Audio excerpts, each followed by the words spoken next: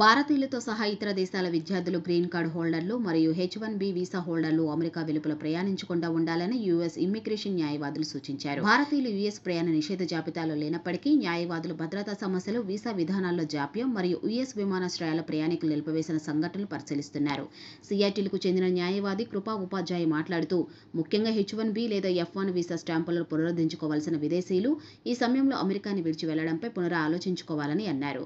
ఇది పరిమితంగా అనిపించవచ్చు. అయితే వారు H-1B లేదా F-1 వీసాలను పునరుద్ధరించుకోవాల్సిన వారు అమెరికాని విడిచి వెళ్లే ముందు 1-2 సార్లు ఆలోచించాలి.